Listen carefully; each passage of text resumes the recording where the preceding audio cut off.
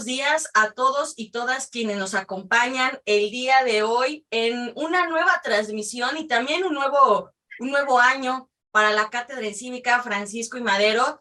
Y bueno, ¿qué les podemos decir? Tenemos el honor y el gusto de inaugurar este año con un gran seminario que es el Seminario de los Estados en 2022, la nueva distribución partidista, con una serie de mesas que estarán analizando lo que sucedió en 2022.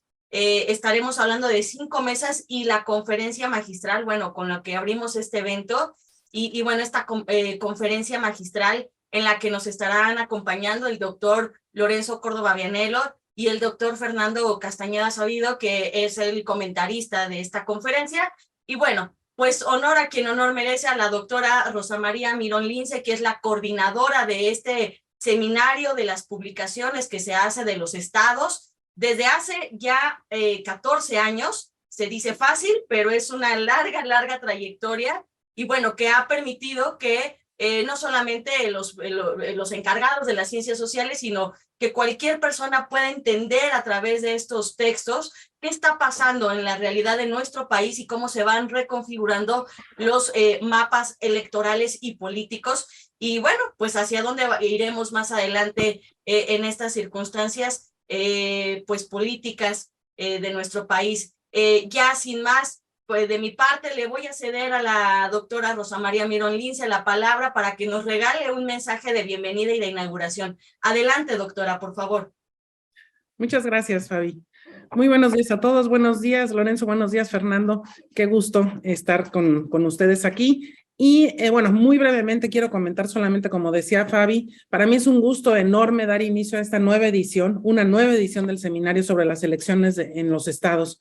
Este es un proyecto que nació en 2009, en donde lo hemos seguido, afortunadamente, con el apoyo de la UNAM y de otras universidades, instituciones. El Instituto Nacional Electoral nos ha apoyado con esto, ahora la Cátedra Madero, han sido muy generosos en su apoyo. También hemos contado con el apoyo de otras instancias, dependencias académicas de educación superior. En fin, ha sido una larga historia, como bien decía Fabiola, que en donde empezamos con el interés de analizar qué es lo que sucedía en los comicios de las entidades federativas desde aquellas elecciones intermedias en 2009, justamente porque eran las intermedias federales. Dijimos, bueno, además de ver lo que pasa a nivel federal, ¿qué pasa en los estados? Nos ha llevado a analizar los estados cuando no hay, exclusivamente cuando no hay elecciones federales, pero cuando hay elecciones federales también le echamos una miradita a esos procesos. Hemos tenido la misma dinámica siempre, un seminario que abarca, dependiendo del número de elecciones, el número de mesas que tengamos, y después se ha hecho una publicación cada año.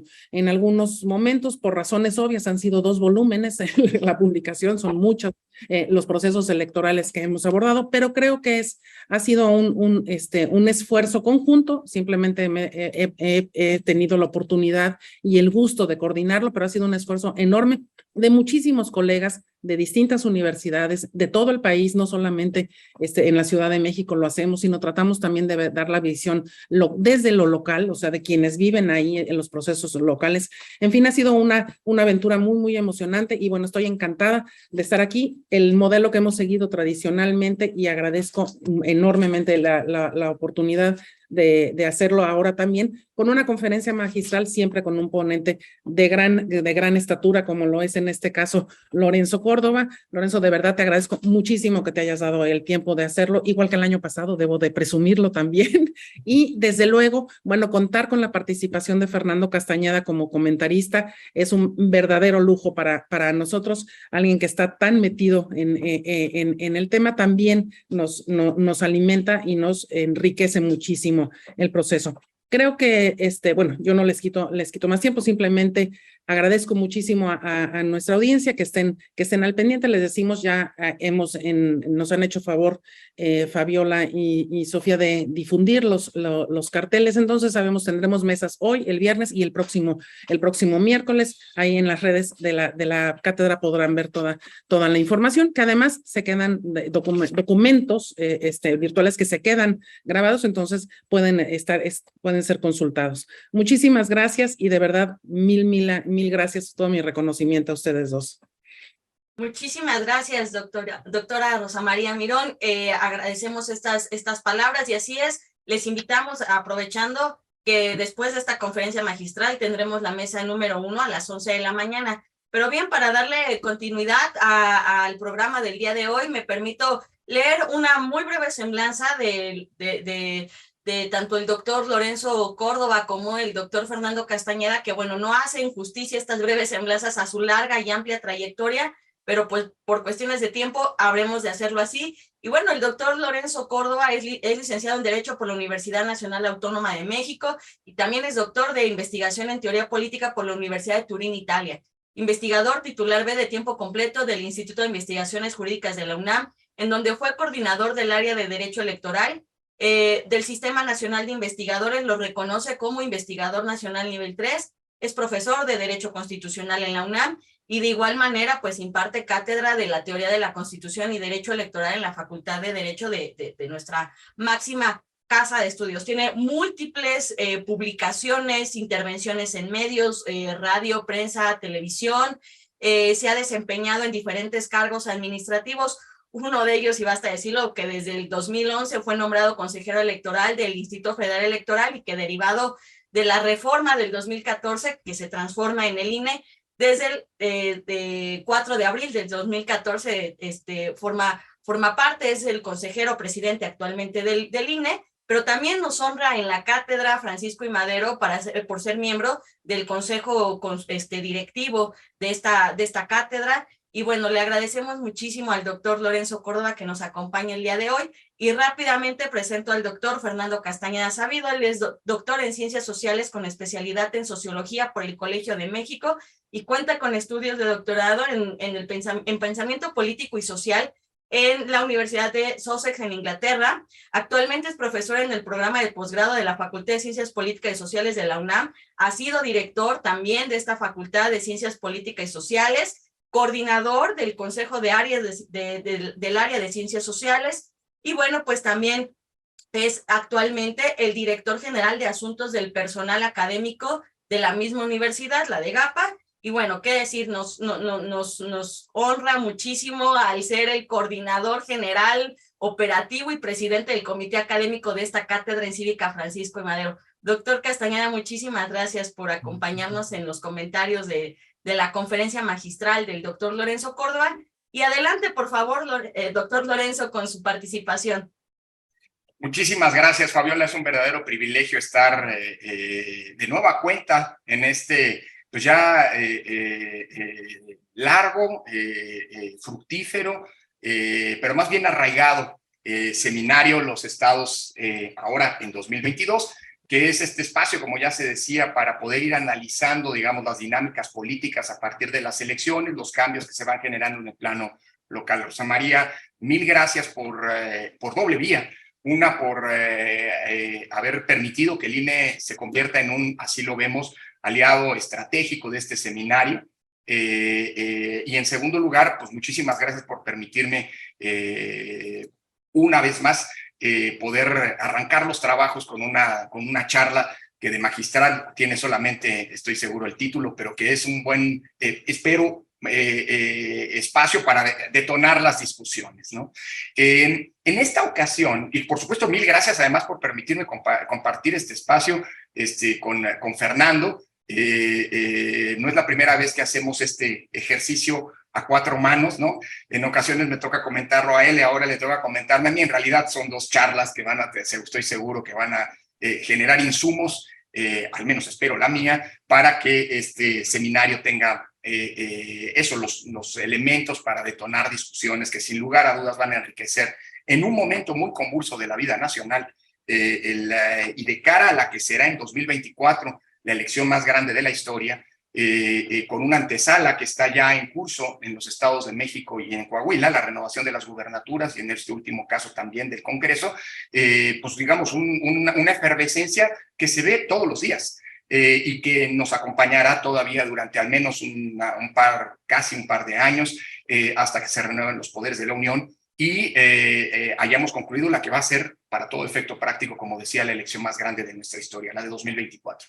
En esta ocasión, me he tomado la licencia de centrarme, no, digamos, como en otras ocasiones, en el análisis estrictamente local, pero me ha parecido que la coyuntura en la que estamos viviendo justamente, una coyuntura marcada por una discusión ya desde hace algunos meses y que está en curso justamente a propósito del cambio radical de las reglas del juego, me parece que es ineludible, inevitable, centrar las reflexiones en esta ocasión en lo que se conoce, en la reforma electoral que está en curso y que está en vías de actuación a través de lo que se conoce coloquialmente como el Plan B.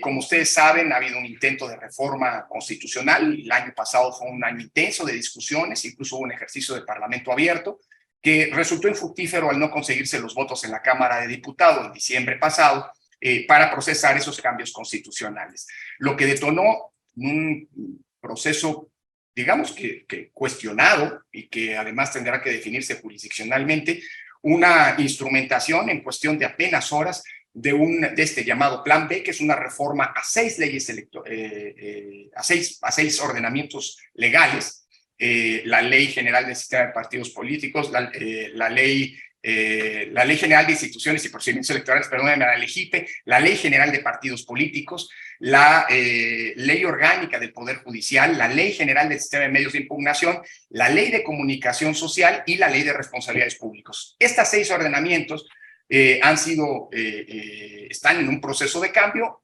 Las 2 últimas que mencioné ya fueron publicadas y son normas vigentes que vienen a trastocar radicalmente el modo en que organizamos las elecciones, las reglas del juego, para decirlo de alguna manera.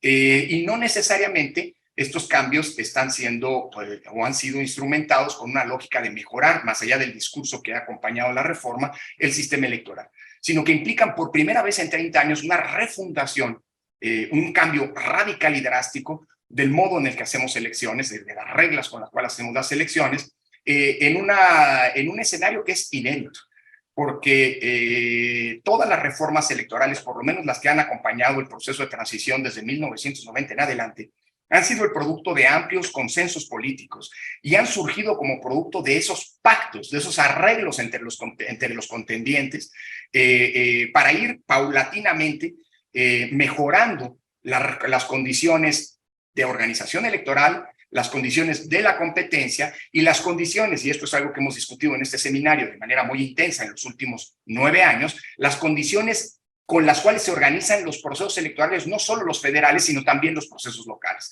Es decir, hemos vivido, como diré un poco más adelante, un proceso de homogeneización, de estandarización de los procesos electorales en el país para que los criterios, las reglas y la propia institucionalidad que organiza las elecciones sea muy similar entre los estados entre sí, pero también entre las elecciones locales y las elecciones federales.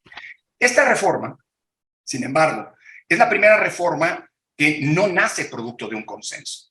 Indudablemente contó con el apoyo mayoritario, pero no se procuró un consenso generalizado, sino que fue el resultado de un mayoriteo, lo cual por primera vez en los últimos 30 años está planteando, y esto es algo que está anunciado, que sea la primera reforma que nace en el contexto de una enorme impugnación.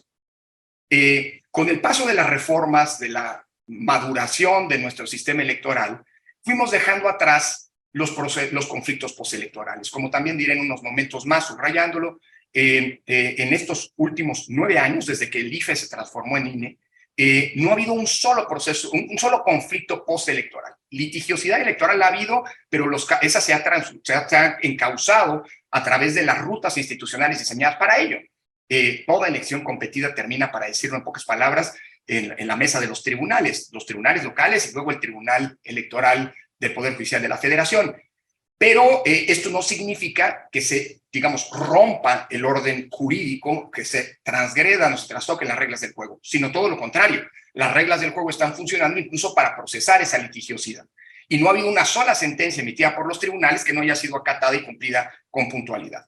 Es decir, no hay conflictividad postelectoral. Hay litigiosidad, pero esa es otra historia. Ahora, estas reglas van a nacer en medio de una litigiosidad o de una conflictividad, para decirlo de alguna manera, preelectoral. Y esta es la primera vez que ha ocurrido en los últimos 30 años. Es decir, quien va a definir cuáles van a ser las reglas del juego con las que vamos a ir a los procesos electorales, locales y federales, en el futuro, no serán las fuerzas políticas a partir de grandes consensos, de grandes acuerdos, de grandes pactos, sino serán los tribunales como producto de una anunciada, inédita impugnación de estas reglas. Una impugnación que también es inédito, que por primera vez en la historia va también a involucrar a los órganos electorales. Es decir, esto ya se ha hecho público, y no digo nada que no se haya, no estoy dando ningún scoop noticioso. El Instituto Nacional Electoral va a presentar controversias constitucionales, tanto por las dos leyes, la de comunicación social y responsabilidades, que ya están vigentes porque ya fueron publicadas, como del otro paquete de 4 leyes que seguramente serán publicadas el próximo mes de febrero. Y también los organismos públicos locales electorales de los estados, es decir, los árbitros de las elecciones a nivel local, han anunciado que van a presentar controversias constitucionales porque el Poder Legislativo de la Unión ha, con estas nuevas normas, vulnerado principios básicos de la organización electoral, incluida la autonomía y la independencia de los órganos electorales. Y claramente estas normas se han presentado como una especie, lo diré un poco más adelante, constelación de inconstitucionalidades. Y esto no es bueno, porque por primera vez las reglas no van a ser reglas pactadas, aceptadas por todos los contendientes, sino por primera vez van a ser reglas que van a surgir o que van a ser el origen, la fuente de diferencias. Y esto no augura nada bueno para la estabilidad política y la gobernabilidad democrática a través de las elecciones en nuestro país en el futuro. Por esas razones es que, esencialmente, quiero centrar la discusión o abrir la discusión en este seminario con una reflexión a propósito de las reformas electorales, y haciendo énfasis particular en la que está en curso, como el eje articulador del proceso de transición política. Así que con esta larga justificación de por qué en este caso, a diferencia de otras ocasiones, Rosa María, no me voy a referir de los procesos electorales que se han llevado exitosamente a cabo a lo largo de los últimos meses, las 6 elecciones, para decirlo en pocas palabras, que se realizaron el año pasado, y las 2 que están en curso en Coahuila y en el Estado de México, sino creo que es indispensable, no podríamos cerrar los ojos frente al elefante que está en el centro de la sala, que es una reforma que trastoca radicalmente, que transforma radicalmente el modo en el que hemos organizado elecciones federales y locales en nuestro país. Para esto he preparado una presentación, como siempre, Fabiola, Rosa María, la hago llegar a ustedes, que como organizadores, para que se ponga a disposición por las plataformas digitales de la propia cátedra para quien quiera consultarla. Y esto me permitirá también, si ustedes me permiten, ir digamos, en algunos casos con una cierta velocidad, sin detenerme mayormente en las láminas, para poder ajustarme a los tiempos que me han concedido. Me confirma, Fabiola, nada más si se ve bien la ya estamos visualizando. Perfecto, muchísimas gracias. Bueno, arranco. Creo que para poder hablar de una reforma electoral, y esto insisto mucho y me gusta citar, bueno, alguien que fue incluso mi profesor y alguien muy cercano a mí, Arnaldo Córdoba, que decía que la historia es maestra de la política y, consecuentemente, analizar de dónde venimos, es decir, los procesos históricos que nos permiten estar hoy en donde estamos, es indispensable para poder entender el presente, pero sobre todo para poder orientarnos en nuestro camino, en nuestro devenir hacia el futuro. Y desde ese punto de vista quisiera dedicar brevemente algunas reflexiones a la transición política, la transición a la democracia que nos ha traído a donde hoy estamos. Primer gran punto que quiero dejar sobre la mesa: la transición mexicana ha sido una transición muy particular. Es muy distinta a los otros modelos de transición, señaladamente la transición española, que pues, es reconocido a nivel internacional como el prototipo de transición. Los españoles, luego de la muerte del dictador en 1975, lograron un gran consenso político un par de años después, que se articuló en los así llamados consenso político y económico, que se articularon en los llamados pactos de la Moncloa. En 1978 hicieron una nueva constitución en clave democrática, empezó a haber elecciones y al cabo de 5 años todas las fuerzas del espectro político habían llegado al poder por la vía democrática. Se acabó la transición. La nuestra es un poco más compleja. Tampoco se asemeja a la transición chilena, que ve en el plebiscito del no en 1988 un parteaguas, que incluso no llevó en ese caso a un cambio constitucional. Recuerden que justamente ahora en Chile hay una enorme discusión porque la primera constitución post-Pinochet fracasó en su intento de establecerse. O sea, Chile sigue viviendo, aunque es una democracia consolidada desde hace más de 30 años, sigue viviendo con las reglas constitucionales de la época de Pinochet, de la dictadura. Bueno, la transición mexicana es una transición completamente atípica si se le compara con esta y con cualquier otra, incluso. La nuestra es una transición gradual, paulatina, que se ha articulado a lo largo de 45 años ya, y que ha pasado, si bien sobre todo por la ruta electoral, por una serie de reformas que no es que hayan trastocado y transformado de la noche a la mañana el sistema político, sino que paulatinamente fueron creando condiciones democráticas que nos permitieron ir eso gradualmente, dejando atrás las condiciones autoritarias del régimen político que se asentó a lo largo del siglo XX. Desde ese punto de vista, nuestra transición es una especie, o puede equipararse a una especie de capas, como las capas geológicas, estas de sedimentos que poco a poco se van acumulando y que evidentemente al cabo del tiempo generan un régimen radicalmente distinto del que existía antes de que la transición arrancara. Pero es importante tomar en cuenta esto, porque nuestro proceso de cambio en las reglas del juego para transformarnos en una democracia se han, como decía, articulado a lo largo de 8 grandes reformas electorales que fueron atendiendo en su momento las grandes necesidades que debían resolverse para poder transitar hacia un horizonte democrático. Si atendemos a esta sugerencia, podríamos sintetizar el proceso de transformación democrática en el plano electoral en 4 grandes etapas. A partir de las necesidades, de las problemáticas presentes a lo largo de estas décadas, que tuvieron que irse resolviendo en esta lógica de incremental de ir construyendo democracia. Si desde este punto de vista podríamos distinguir 4 grandes etapas.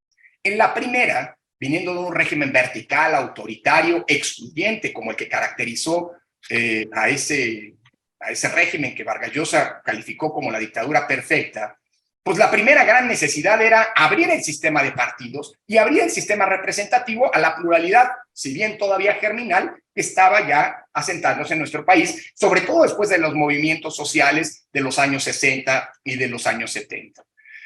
Así que la primera gran etapa está caracterizada por abrir el sistema político, por incluir, abrir el propio sistema de partidos e incluir en la representación política la diversidad del país. Para 1990 ya teníamos una nueva necesidad en frente.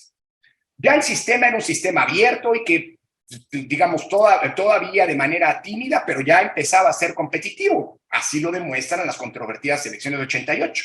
Pero para 1990 teníamos otra problemática que resolver, gravísima, definitoria para poder avanzar en clave democrática.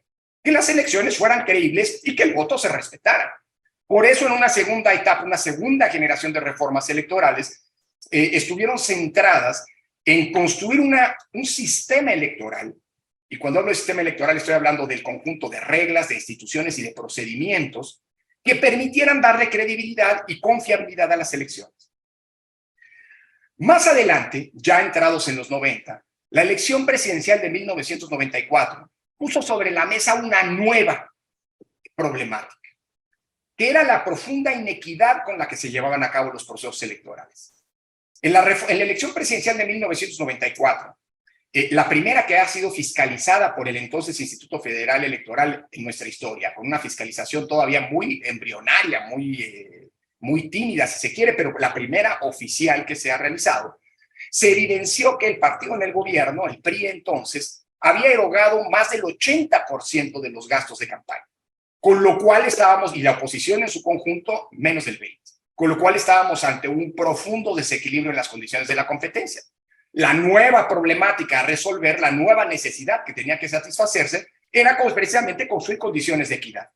Y para ello se abocaron la siguiente generación de reformas electorales que centraron en 2 grandes ejes: el financiamiento público generoso, sin duda, a veces se nos ha pasado hasta la mano, podríamos decir, pero un financiamiento público prevalente, predominante, por un lado, y el acceso a la radio y la televisión como principales mecanismos de comunicación política de manera equitativa entre las distintas fuerzas.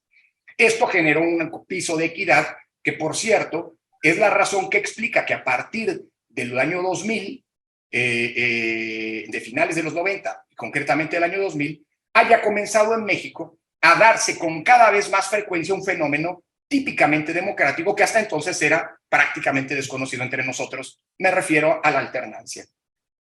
Y para terminar esta breve síntesis de nuestra transición, una última etapa está caracterizada por la última reforma electoral, la de 2014, que ha sido muy analizada y estudiada justamente en este seminario, porque es una reforma que, a diferencia de las anteriores, busca homogeneizar y estandarizar todas las elecciones en el país, las federales y las locales, de modo tal que se lleven a cabo con los mismos criterios, con las mismas reglas, con la misma institucionalidad y con los mismos procedimientos, cosa que en el pasado no necesariamente era así. Aquí se analizó, por ejemplo, recuerdo en las primeras ediciones, Rosa María, la profunda disparidad institucional. Había estados en los que los órganos electorales eran muy robustos, ¿no? Bueno, ¿qué te voy a decir a ti, Rosa María, que participaste de uno de ellos, emblemático, probablemente como uno de los más afinados en el plano local, el Instituto Electoral entonces del Distrito Federal, y otros estados en los que la institucionalidad era precaria, incluso era una institucionalidad de temporal, se constituían los órganos electorales cuando había elecciones y después desaparecían, rompiendo la lógica de profesionalización que ha alimentado, por cierto, el proceso de cambio político en nuestro país. Así que, bueno, así en síntesis ha sido la evolución de nuestro sistema electoral. Ahora, permítanme, siguiendo esta lógica de saber de dónde venimos para poder hacer un balance de dónde estamos y en consecuencia juzgar a partir de ello la pertinencia o no de una reforma electoral, hacer un brevísimo recuento, así brevísimo, con datos duros, de qué es lo que ha pasado en nuestro país a partir de que se han concretado estas 4 etapas evolutivas de nuestra transición a la democracia. Es decir, ¿qué ha pasado de 2014 a la fecha?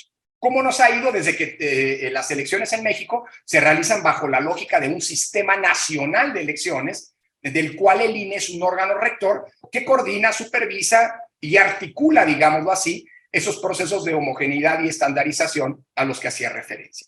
Bueno, el primer gran dato que comparto con ustedes es el que ya anticipaba en la premisa de mi charla, que en este periodo se han organizado muchísimas elecciones y ninguna de ellas ha sido problemática. Un dato comparativo que me gusta poner sobre la mesa para entender la profundidad de la transformación institucional que ocurrió en 2014, es decir, el cambio, la creación de este Sistema Nacional de Elecciones. El IFE, durante sus 23 años de existencia, hablo del Instituto Federal Electoral, por supuesto, durante sus 23 años de existencia, organizó 18 elecciones federales. El INE, junto con los OPLES, con los organismos públicos locales electorales, en estos 8 años y medio, casi 9 años que se cumplirán, digamos, en abril, ha organizado 331 procesos electorales, federales, locales, ordinarios, extraordinarios, de participación ciudadana, etc.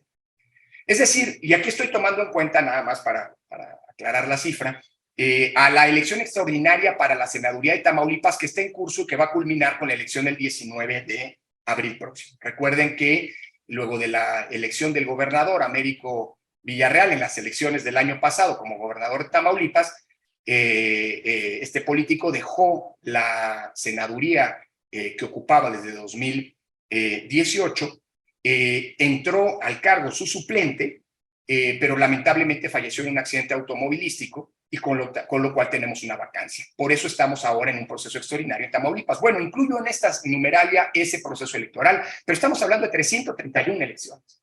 Bueno, el dato que quiero subrayar y que ya anticipaba al arranque de la charla, es que en ninguna de estas elecciones, en ninguna ha habido un conflicto postelectoral. Con lo cual estamos hablando de casi 9 años de estabilidad política y de gobernabilidad democrática por la vía electoral, que constituye el periodo más largo en nuestra historia, sin tener conflictos postelectorales. Y esto ha traído además como consecuencia, como podemos ver en esta lámina, el índice de alternancia más grande también para un periodo similar de nuestra historia. Estamos hablando de que el índice de alternancia es del 60 y casi del 63%, un poco más, 62.27%, que en el ámbito, si tomamos en cuenta las elecciones de gobernador, este índice se dispara casi al 70%, con lo cual estamos hablando de una realidad en la cual el partido que gana una elección solamente tiene 1 de cada 3 probabilidades de ganar la elección siguiente. Y todos los partidos, unos más, unos menos, pero todos sin excepción, se han visto beneficiados por este inédito índice de alternancia. ¿Esto qué quiere decir? Que en este periodo el voto ciudadano cuenta para definir no solamente quién lo va a gobernar, sino también como para premiar o castigar las buenas o las malas acciones de gobierno de quien ha sido elegido. Es decir, hablamos de un sistema democrático que desde el punto de vista de su finalidad, recordemos que un sistema electoral, un sistema democrático, tiene el propósito esencial de que la disputa por el poder se realice a través de mecanismos pacíficos, sin derramamiento de sangre, como habría dicho Karl Popper. Y desde ese punto de vista, el sistema electoral está sirviendo para eso. Son las y los ciudadanos con su voto quienes deciden quiénes los gobiernan y quiénes los representan, y esto transita de manera pacífica. Bueno, todo esto ha traído como consecuencia, y no me pongo aquí, Rosa María, Fernando, a hablar de muchos otros datos que podrían ilustrar cómo el sistema electoral funciona, como por ejemplo el hecho de que en estos 9 años hayamos expedido ya prácticamente 120 millones de credenciales, que es el principal mecanismo de identidad en el país, o cómo el padrón electoral está siendo utilizado también para garantizar el derecho a la identidad y a la autenticidad de la misma, o cómo este padrón está siendo utilizado también, por ejemplo, para combatir este flagelo que estamos padeciendo, el problema de los cadáveres desconocidos o de las personas desaparecidas, con una función social importante. Ni tampoco voy a detenerme en mencionar demasiado, más allá de la mera mención, que el sistema de monitoreo, el sistema de comunicación política, pues es sumamente eficaz. El monitoreo que realiza el INE nos arroja cómo en los últimos procesos electorales, en los últimos años, el índice de cumplimiento de los concesionarios en la transmisión de la pauta es del 99.96%. Es decir, el sistema funciona, hay datos duros, hay muchísimos para señalarlos, que puede mejorarse sin lugar a dudas, pero esto funciona. Y esto de ahí como consecuencia algo que en la Cátedra Madero hemos analizado en distintas ocasiones. Hoy el INE y ejercicios de opinión pública desde los últimos 2 años dan cuenta de ello, es la institución civil con el mayor índice de confianza ciudadana, alcanzando en algunos estudios, por cierto, uno de los más recientes es el realizado por Morena, precisamente a propósito de la reforma electoral, y el estudio que realizó Morena de opinión pública hace unos meses reveló que el INE tenía un inédito índice de confianza pública del 76%, el índice más alto de confianza pública que ha alcanzado la autoridad electoral en los últimos 30 años, y por mucho el más alto índice de confianza para una institución civil del Estado mexicano. Insisto, aquí están estos datos, no me detengo mucho. Y esto ha traído como consecuencia una amplia confianza ciudadana que se traduce en la aceptación a participar con el INE en ser funcionarios de casilla. Piensen ustedes que en las elecciones locales del año pasado, Rosa María, en las 6 comicios locales, el índice de ciudadanos, el porcentaje de ciudadanos que aceptaron trabajar con el INE para administrar las mesas de casilla, es decir, los ciudadanos que fueron sorteados, capacitados y que resultaron aptos, al final resultó del 230% de los ciudadanos que se requerían. Es decir, hay un ejército de reserva, un ejército cívico de reserva de ciudadanos que están dispuestos a atender la función electoral el día de las elecciones, recibir y contar el voto de sus vecinos. Y esto se reproduce en prácticamente todos los procesos electorales, como la revocación de mandato o antes incluso la elección federal de 2021. En este contexto, pues, digamos, una buena pregunta que queda es, ¿para qué una reforma electoral si el sistema electoral funciona bien?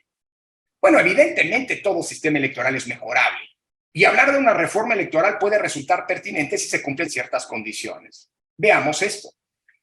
Si el sistema decía funciona bien, caben, me parece, 2 preguntas fundamentales. Si una reforma electoral es necesaria, si es indispensable, o bien, y por otro lado, si una reforma electoral es pertinente. Y permítame decirlo, responder a la primera de las preguntas de manera tajante, de manera clara y contundente. No es necesaria una reforma electoral en estos momentos. El sistema funciona bien. Si no hay cambios en las reglas del juego, podemos ir a los comicios. De hecho, ya estamos con ellos en curso, a los comicios del Estado de México y Coahuila de este año. Y podremos ir a las elecciones federales del 2024, que van a ser las más grandes de la historia, tanto por el número de potenciales votantes. Estamos estimando con una proyección que el padrón electoral va a alcanzar los 97 millones de posibles electores en el 24. Y además, vamos a estar frente a la disputa, al número de cargos públicos en disputa en las urnas más grande de nuestra historia, más de 22,000 cargos públicos. Bueno, con las reglas actuales podemos ir sin ningún problema a organizar esas elecciones, con las condiciones de certeza, legalidad, equidad que hoy tenemos y que arrojan los números que mencionaba hace un momento. Y además un dato adicional. Tiene sentido, podríamos, para contestar la pregunta de que no es necesario, o de afirmar que no es necesaria una reforma. Miren, dos cosas adicionales en este sentido. Primero, todas las reformas electorales del último cuarto de siglo se han hecho antes de una elección intermedia. Es decir, se han puesto a prueba en una elección intermedia, no en una elección presidencial. La reforma electoral de 1996 se puso a prueba en la elección intermedia de 1997. La reforma electoral de 2007 se puso a prueba en la elección intermedia de 2009. Y la última reforma, la de 2014, se puso a prueba en la elección intermedia de 2015. ¿De veras vamos a cambiar, sobre todo como se está pretendiendo, radicalmente el sistema electoral y someterla a la prueba del ácido de una elección como la del 24? Segundo argumento para sostener el punto. A ver, aunque sea de manera ilegal, para todos efectos prácticos, la contienda electoral de 2024 ya arrancó. Se habla de corcholatas, por un lado, que hacen actos de proselitismo, violando la ley, por cierto. Se habla de pasarelas, por el otro lado, de quienes están ya aspirando a la candidatura presidencial. Es decir, en todos los partidos, la efervescencia de la elección presidencial ya llegó. E incluso los actos de proselitismo, vuelvo a decir, ilegal, ya están en curso. ¿De veras vamos a cambiar las reglas del juego cuando, aunque sea ilegalmente, pero prácticamente ya arrancó el mismo? Sí, la prudencia nos llevaría a decir que no. Bueno, paso a la segunda pregunta. ¿Y es pertinente una reforma electoral en estos momentos?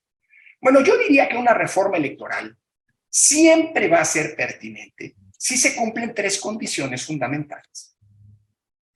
Y no se trata de condiciones excluyentes, sino de condiciones complementarias.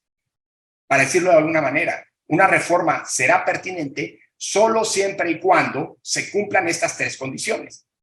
La primera de ellas es que una reforma se procese con el más amplio consenso posible de los actores políticos. Es decir, que el mayor número posible, y si se puede, la unanimidad, la totalidad de quienes se van a someter a las reglas, estén de acuerdo a jugar conforme a las reglas que se han acordado, que les rigen. Digo, esto que puede parecer obvio, es algo elemental para evitar que las reglas con las que se va a hacer un juego sean a priori la fuente de disputa y la fuente de problemática hacia el arranque del juego. Y aquí retomo lo que mencionaba hace un rato. Por eso es muy preocupante que la actual reforma electoral sea, como ya está anunciado, una reforma electoral que por primera vez en nuestra historia van a ser impugnada. Es decir, no existe un consenso en las reglas del juego. Pero esto, las buenas prácticas políticas, pues desde hace tiempo nos lo han venido evidenciando. ¿Cuál fue el principal problema de las elecciones en 2006? Sin entrar en la discusión de que por cierto, ya zanjada jurídicamente, en fin, de qué es lo que ocurrió en 2006. El principal problema de las elecciones de 2006 es que el árbitro que organizaba las elecciones resultó de un acuerdo político del que fue excluida una de las principales fuerzas políticas. Por cierto, la que perdió la elección por poquísimos votos. Es decir, cuando el consenso no está detrás del acuerdo en las reglas y del acuerdo en quiénes van a arbitrar esas reglas y quién va a aplicar las reglas y arbitrar el juego electoral, estamos frente a un problema en potencia. Segunda condición para que una reforma sea pertinente. Porque sea, voy a decir una obviedad, pero pues a veces las obviedades se olvidan. Que sea para mejorar lo que se tiene. Creo que hacer una reforma para dinamitar lo que se ha construido y no para mejorarlo, pues es una reforma impertinente desde donde se le quiera ver. Y déjenme plantearlo así. Esta es una reforma que dinamita, como veremos en un minuto más, los que han sido los ejes fundamentales de la construcción democrática en los últimos 30 años. Ejes que nos han permitido tener elecciones, como he mencionado, sin conflictividad postelectoral, sin disputas postelectorales. Las elecciones están sirviendo para encauzar de manera pacífica, de manera legal, de manera civilizada la disputa por el poder político, y también el índice de alternancia que hemos alcanzado, producto de elecciones competitivas y en condiciones equitativas. Tercera condición, pues que sea el producto de diagnósticos adecuados. Es decir, si una reforma se hace a ciegas, si una reforma se hace sin atender a datos ciertos, si una reforma no se hace a partir de, digamos, diagnósticos objetivos, sino a partir de subjetividades, existen altísimas probabilidades de que esa reforma no mejore, sino empeore, echa a perder un sistema electoral. Para decirlo en otras palabras, las reformas electorales tienen que hacerse a partir de datos objetivos y no de caprichos, rencores, filias o fobias. Y aquí, o como me gusta decir, que se haga con la cabeza, no con el estómago, no con el hígado. Y aquí lo que estamos viendo es que no ha habido un solo dato que sustente esta reforma. Es más, se dice que la reforma tiene un propósito fundamental, abaratar el costo de las elecciones, que puede ser un propósito compartido, sin lugar a dudas. Todo lo que se pueda hacer para abaratar elecciones debe ser bienvenido, siempre y cuando no ponga en riesgo las elecciones. Y tan ni siquiera hay un diagnóstico cierto. En este, que es el punto central, se dice, de estos cambios que están operándose, que el secretario de Gobernación y el presidente de la República, sus principales operadores, sus principales impulsores, ni siquiera coinciden en la meta de ahorro que pretenden con los cambios. El secretario de Gobernación ha hablado de que se tendrían 5,000 millones de pesos de ahorro con esta reforma. Y el presidente de la República ha hablado de una cifra de 3,500 millones. Ni en eso hay claridad. Bueno, y si uno observa la reforma, no hay ningún ejercicio objetivo que pueda llevar a una meta de ahorro, pues por lo menos sustentada, siendo que ese es el principal objetivo de la reforma, dicho por sus promotores. Otro dato, desde los foros de Parlamento Abierto que se realizaron en agosto pasado, por cierto, Parlamento Abierto para la reforma constitucional que no prosperó, no hubo ningún foro de Parlamento Abierto, ni siquiera hubo discusión en la reforma legal que se aprobó. Vaya, en la Cámara de Diputados la reforma se aprobó menos de 3 horas después de haberse presentado y bajo la aceptación expresa de muchos legisladores de que nunca tuvieron tiempo de leer lo que habían votado. Pero bueno, más allá de eso, en los foros a los que hago referencia en agosto, como presidente del INE le ofrecía a los legisladores, a todas las fuerzas políticas, contribuir entregando toda la información y los diagnósticos, realizando los diagnósticos que fueran necesarios para que pudieran tomar las mejores decisiones. Hoy lo digo sin medias tintas. Al INE en los últimos 6 meses, ningún legislador, ningún partido político le pidió ninguna información, ningún dato de cara al procesamiento de la reforma que está en curso. Es decir, es una reforma perdida, que se los diga así, hecha ciegas y con un profundo desconocimiento del funcionamiento del sistema electoral. Por eso es una reforma que, como hemos dicho en varias ocasiones, es de concretarse y de validarse por los tribunales, empezando por la Suprema Corte de Justicia, va a provocar que por primera vez en los últimos 30 años esté en riesgo lo que ya no era un problema en nuestro país. Es decir, que se instalen casillas en donde deben estar, integradas por los funcionarios, los ciudadanos que han sido seleccionados y capacitados para tal efecto, y que nos permitan un cómputo preciso de los votos emitidos. Eso está a riesgo con la reforma. Esto es así porque es una reforma que contraría, que dinamita, que erosiona a los 5 grandes pilares que se han asentado a lo largo de este proceso transicional que hacía referencia, a lo largo de las distintas reformas electorales. ¿Cuáles son estos pilares? Bueno, primero, la autonomía y la independencia de los órganos electorales. Segundo, la existencia de un servicio profesional electoral, es decir, de un cuerpo de profesionales que ingresan a este servicio por concurso público, que son evaluados permanentemente, que son capacitados permanentemente y que constituyen la garantía fundamental de que en las elecciones las casillas se van a instalar donde deben instalarse y se van a integrar por quienes deben integrarse. Y que los procedimientos establecidos en las leyes y pactados por todas las fuerzas políticas se van a cumplir con precisión. La profesionalización ha acompañado el surgimiento del IFE desde 1990 y hoy es uno de los activos principales de nuestro sistema electoral.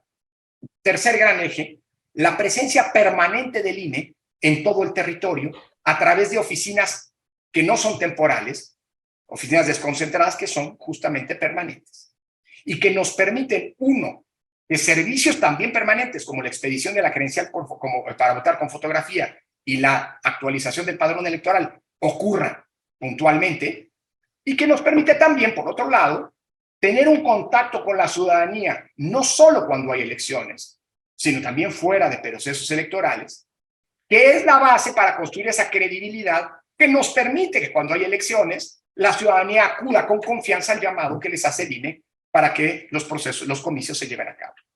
El cuarto eje es la existencia de un padrón electoral manejado con criterios técnicos bajo la supervisión de los partidos políticos, pero no construido bajo criterios políticos, que como ustedes recordarán, hace 35 años era nuestro principal problema.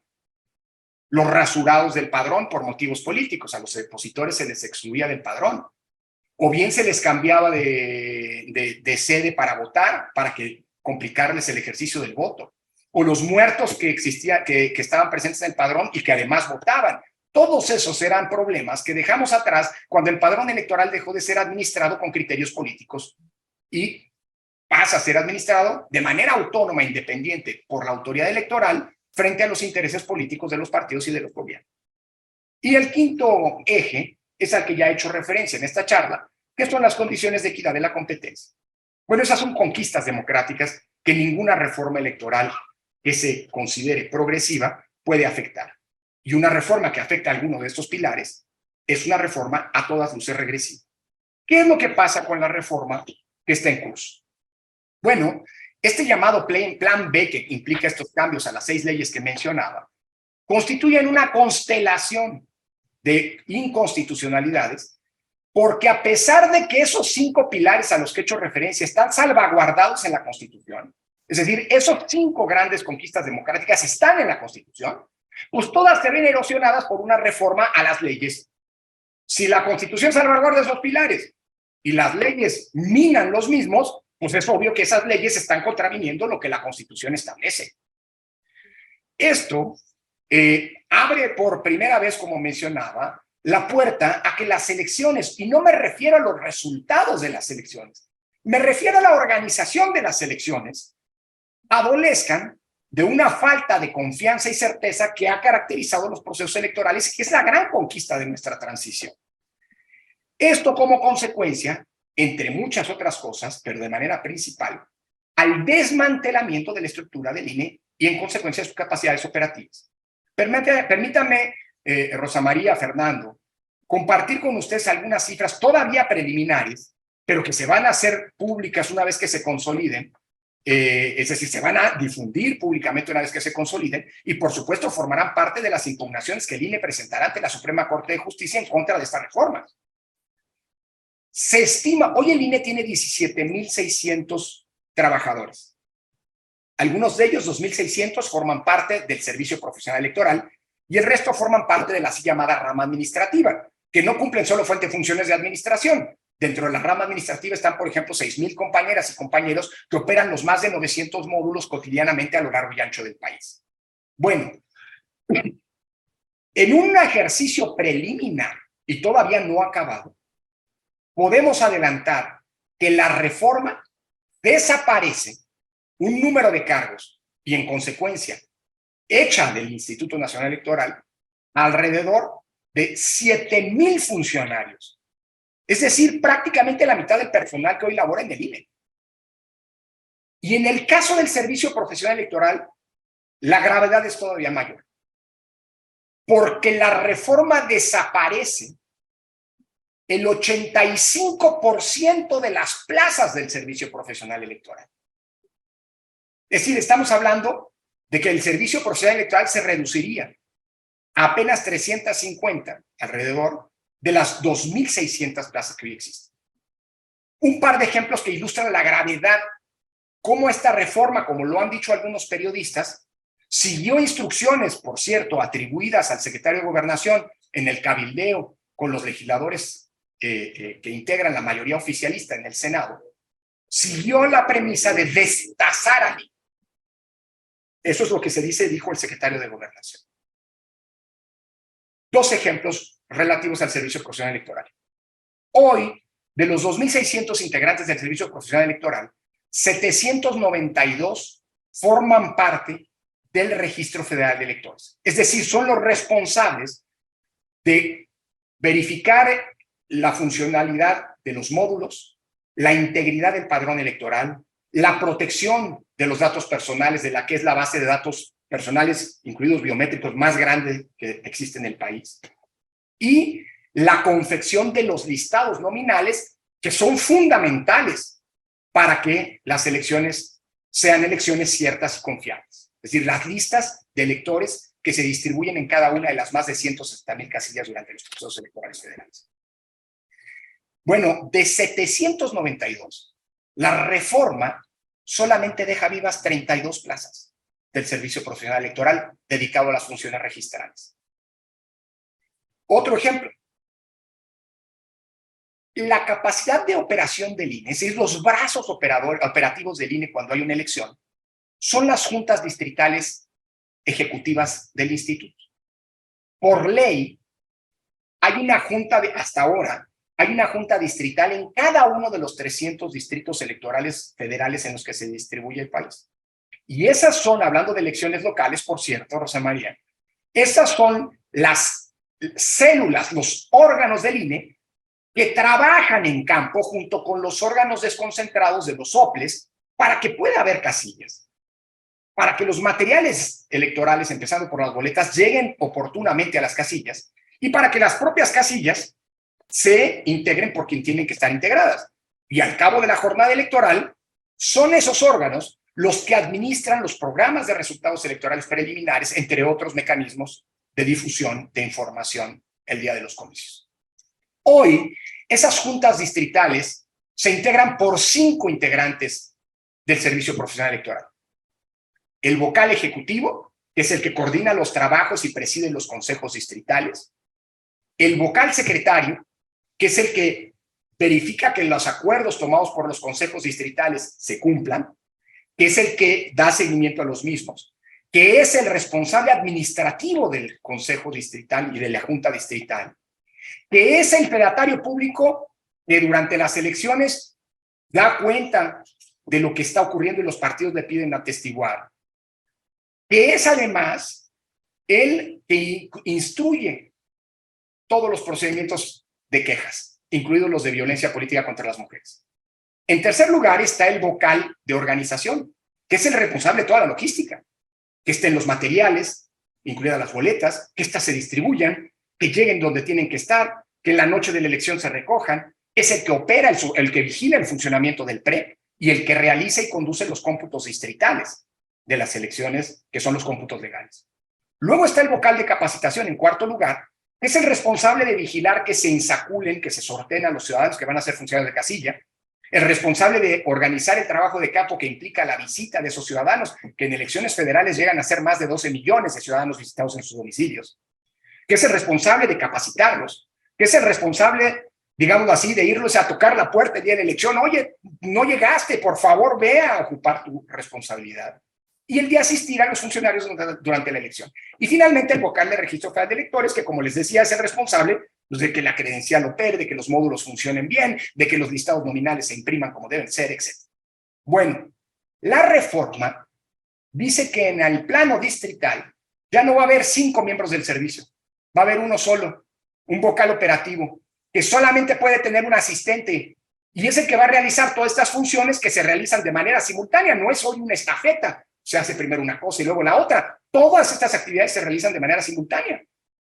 Es decir, parecería que la propuesta lo que quiere es cortarle la capacidad operativa al INE, y por eso decimos desde el INE que de prosperar las elecciones en el futuro están en riesgo. Pero cuando digo que están en riesgo, está en riesgo que haya casillas, está en riesgo que se instalen donde deben estar, está en riesgo que se integren porque tienen que ser integradas, y está en riesgo que se cuenten los votos bien, como ha ocurrido hasta ahora. En síntesis, todos esos pilares tienen vulneración, a los que hacía referencia tienen vulneraciones. Pongo solamente telegráficamente algunos ejemplos adicionales a los que he hecho. Uno, la autonomía y la independencia del INE se transgrede, entre otras muchas razones, porque desde la Cámara de Diputados y Senado, a través de una ley, destituyen al secretario ejecutivo del instituto cuando esa es una función que la Constitución le reserva al Consejo General del INE. Al secretario lo nombra y eventualmente lo destituye el Consejo General con una mayoría de votos calificada de 8 de 11 a propuesta del presidente. Y si la Cámara de Diputados, el Congreso quiere destituir al secretario ejecutivo, la única ruta a su alcance es el juicio político. Pero una ley no puede destituir un funcionario que no es nombrado por los autores de la ley. Además, al órgano interno de control, al contralor del instituto, que la Constitución dice que tiene funciones solo fiscalizadoras, se le confieren funciones sustantivas. Se le hace parte de la estructura de decisión del INE cuando él puede revisar las cuentas y la gestión, que la gestión del INE se apegue a la normatividad, pero él no puede tomar decisiones. La Constitución no se lo atribuye. Y probablemente por afinidades políticas del actual titular, hoy, desde la ley, se le dan facultades que la Constitución no le confiere. Decía ya la desaparición del 85% de plazas del servicio profesional electoral. Y no hablo aquí de las violaciones laborales, porque, por cierto, a todo el personal de la rama administrativa, la ley lo saca del régimen laboral del artículo 41 y lo coloca en el apartado B del artículo 123, con lo que se viola lo que dice la Constitución. Porque los trabajadores del INE no pueden estar sometidos a las directrices burocráticas de los órganos como la Secretaría del Trabajo, que forma parte de un gobierno. Esa es una garantía de autonomía. Y la temporalidad de los órganos desconcentrados, que ahora la ley dice que los órganos distritales, más allá de esa restricción, de esa constricción draconiana de reducir 5 cargos a 1, que ya mencionaba, los órganos temporales, ahora muchos de ellos van a ser, los órganos desconcentrados, los órganos distritales, ahora muchos de ellos van a ser temporales. En fin, se trata de una reforma que supone, como decía, una violación una constelación de violaciones constitucionales que vuelve a meter al gobierno en la organización de las elecciones. Poco se ha hablado de esto, pero vale la pena empezar a levantar la voz. ¿Saben ustedes que ahora la lista de votantes de mexicanos desde el extranjero, la lista de electores, tiene que pasar por el visto bueno de la Secretaría de Relaciones Exteriores, que es una institución del gobierno federal? Es decir, la ley dice que la Secretaría de Relaciones Exteriores va a validar el listado de los que pueden votar en las elecciones federales y locales desde el extranjero. Y además permite que esos votantes lo hagan aún sin tener credencial para votar con fotografía. Es decir, sin estar en el padrón electoral. Porque ahora bastará que enseñen el pasaporte y la la matrícula consular, que son documentos que expide la Secretaría de Relaciones Exteriores y que no están bajo el control de la autoridad electoral. O bien permite, o establece, la ley, que los módulos de atención ciudadana, los llamados MACs, donde vamos a tramitar nuestras credenciales, hoy van a tener que estar ubicadas en escuelas y en oficinas gubernamentales. ¿Y qué va a pasar, por ejemplo? Las escuelas normalmente cierran el fin de semana y hay muchos módulos que operan los fines de semana. ¿Y qué va a pasar cuando las oficinas gubernamentales decidan que tienen horarios distintos a los de los módulos? Es decir, nos vamos a someter nosotros en la operación de los módulos de atención a las directrices de los gobiernos federales y locales, porque ahí están nuestras oficinas. Es decir, las violaciones, como mencionaba, son infinitas. Por no hablar de una norma que ya es válida, que redefine a través de la Ley General de Comunicación Social y de la Ley de Responsabilidades de los Servidores Públicos, el concepto de propaganda gubernamental, estableciendo ahora que lo que está prohibido por la Constitución se vale. Ustedes saben que hay una polémica porque muchos funcionarios públicos están violando la Constitución, opinando, intrometiéndose en los procesos electorales. Pues de acuerdo con la ley, eso ya se va a valer. Así que en los procesos electorales del futuro, cualquier funcionario público podrá legítimamente, desde su ejercicio como servidor público, interferir en los procesos electorales criticar a los candidatos, a los partidos, apoyar a candidatos o a partidos, con lo que se distorsiona radicalmente las reglas de la equidad, de la competencia que hemos alcanzado. En suma, termino y perdónenme si me he tal vez extendido en el tiempo. Con estos cambios legales se nulifican las garantías constitucionales que hasta hoy han permitido elecciones libres y auténticas.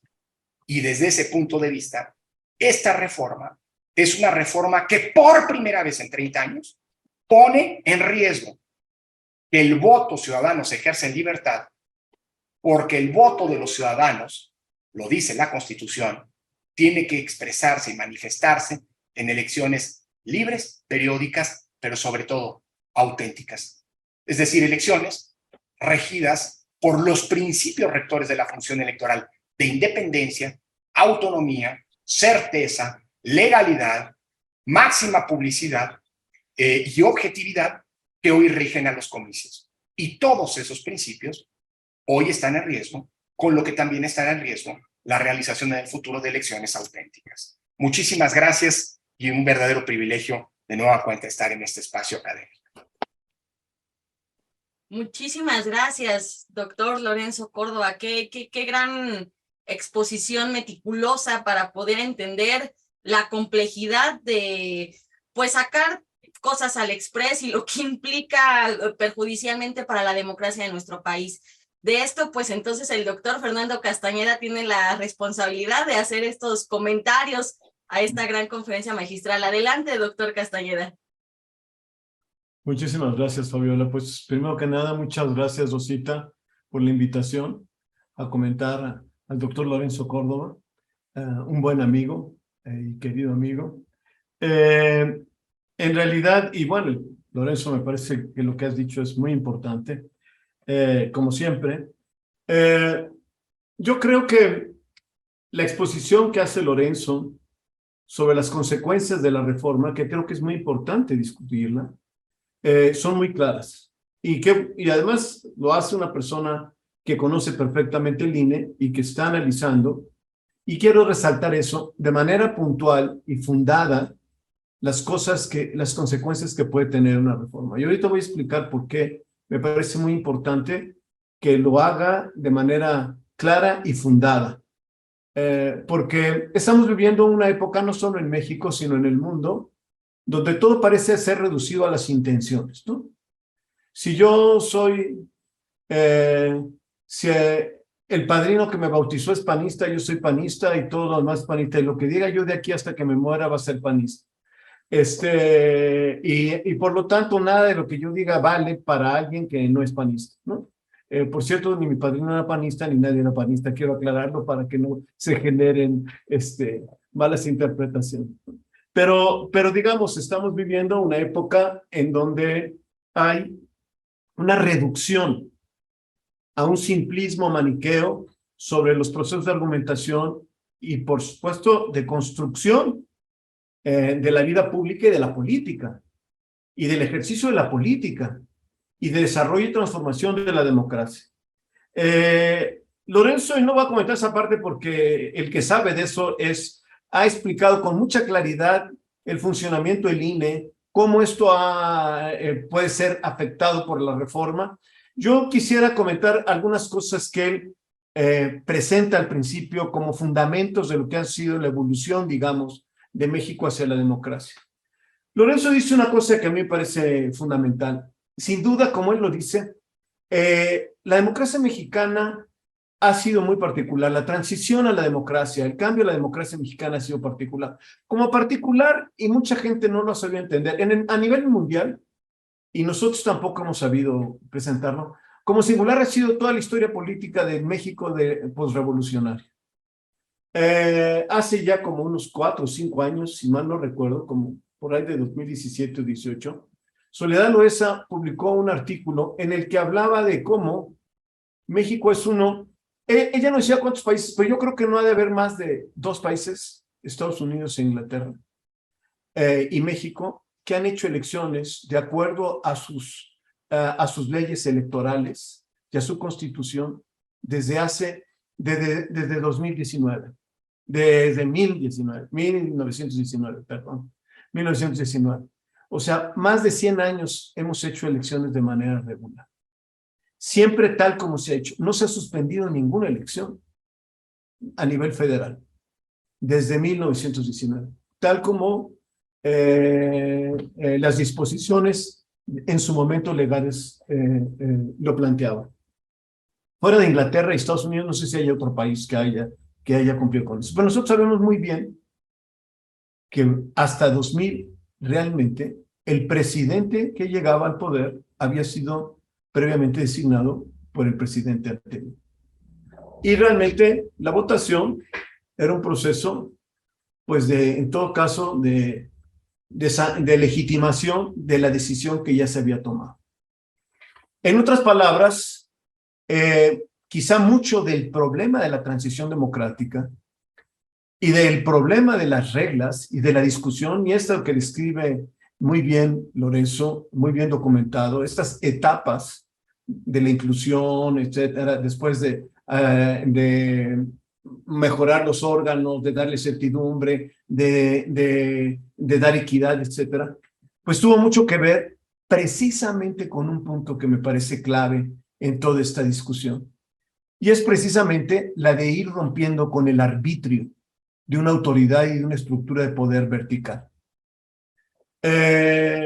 Lo cierto es que cuando estaba yo leyendo la presentación de Lorenzo, me acordé de un texto que se publicó hace muchos años. No sé cuándo lo publicó, yo lo leí después, pero es a propósito de las dictaduras, Fernando Savater, me refiero a él, es a propósito de la dictadura argentina.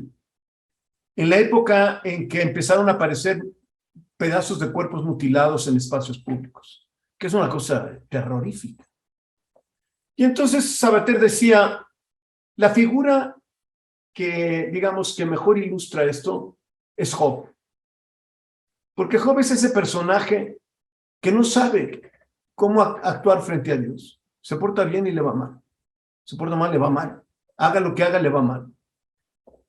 Y lo que le pide Job a Dios es que le diga, dime qué onda, dime por dónde me muevo.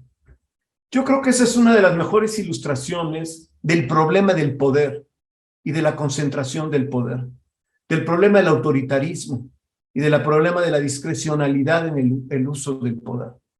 Y nosotros somos bastante expertos en eso, lo vivimos prácticamente todo el siglo XX. Y esto me parece muy importante por muchas de las cosas que estuvo diciendo Lorenzo. Por ejemplo, un punto que él está diciendo. La importancia de que las reformas democráticas en una sociedad democrática sean consensadas.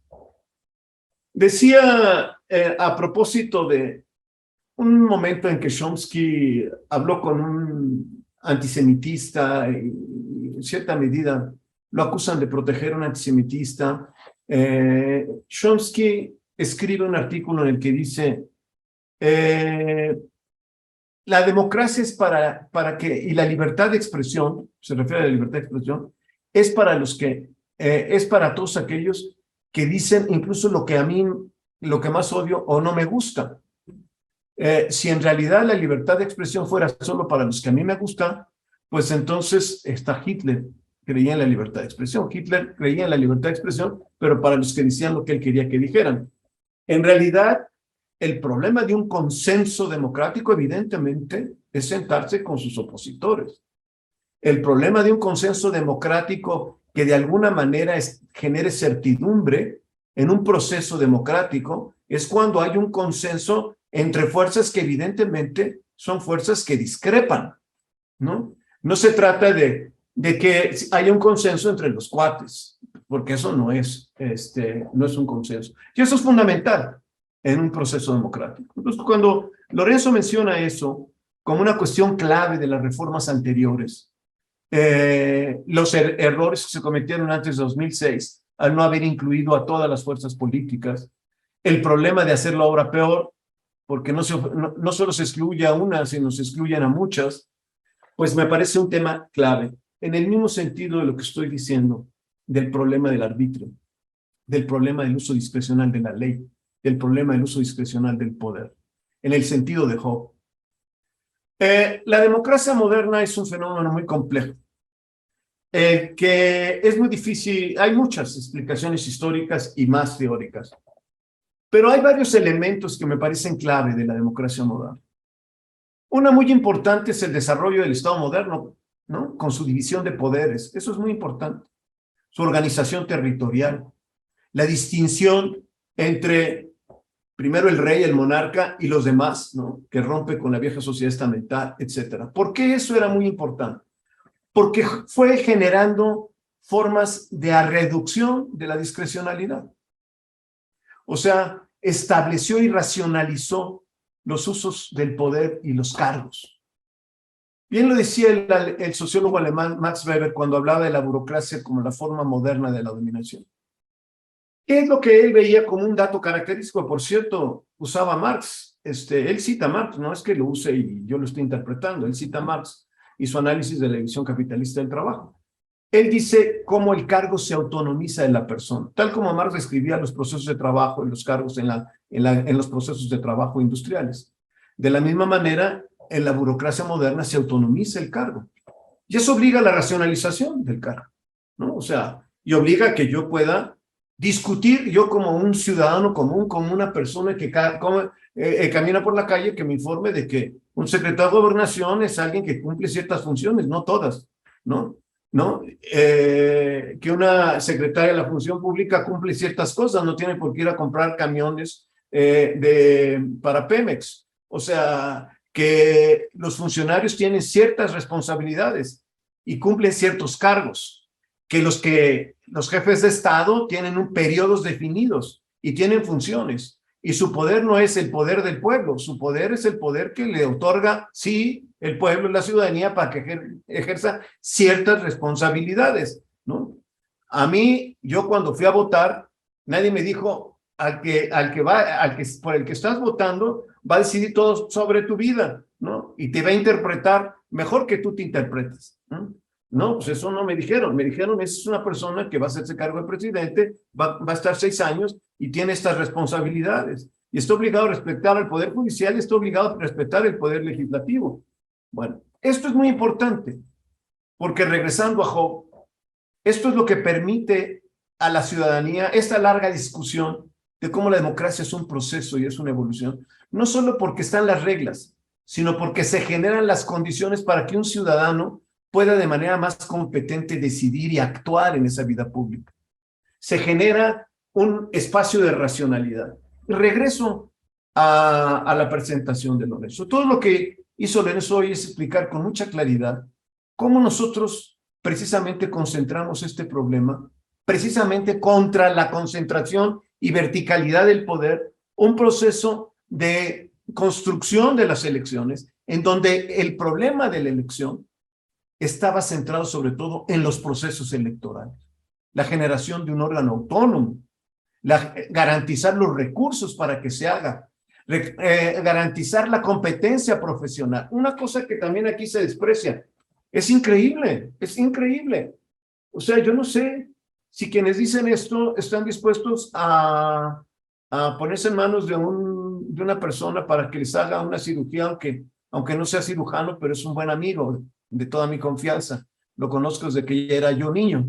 Así es que, bueno, si alguien me va a abrir aquí la panza, pues que me la abra mi amigo y no un médico que no conozca o que haya estudiado en Harvard. Peor si es un fifí de Harvard. No, bueno, pues eso no puede ser. O sea, se necesita competencia profesional.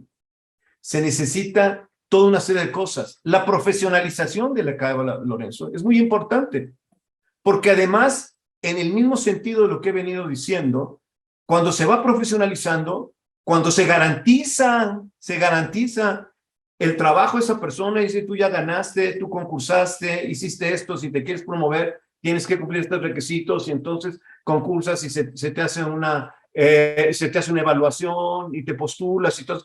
Cuando hay eso, pues yo ya no tengo que estar diciendo, bueno, lo que usted diga, señor, ¿no? ¿Qué día es hoy? Pues el día que usted diga, señor.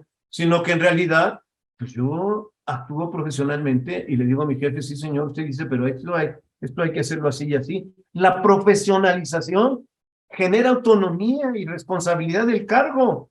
O sea, estas cosas son centrales en la evolución de la democracia.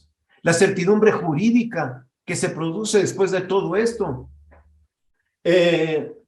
todo esto que Lorenzo habla de la autonomía de los órganos electorales es una cuestión clave en el proceso de construcción de una democracia, precisamente a propósito del directismo del que hablan tanto ahora, ¿no? ¿Cuál ha sido un tema de discusión sobre el tema de la democracia? Schumpeter cuestionó la idea de que los ciudadanos fuéramos capaces de gobernar. En todo caso, éramos de alguna manera sancionados las decisiones que había tomado una autoridad. Bueno, al final de cuentas, quizá hay mucho en las democracias modernas en las que efectivamente son tan complejas sus responsabilidades técnicas, etcétera, que no se hace posible que un ciudadano pueda manejar todo eso, entenderlo y de alguna manera participar en esa toma de decisiones.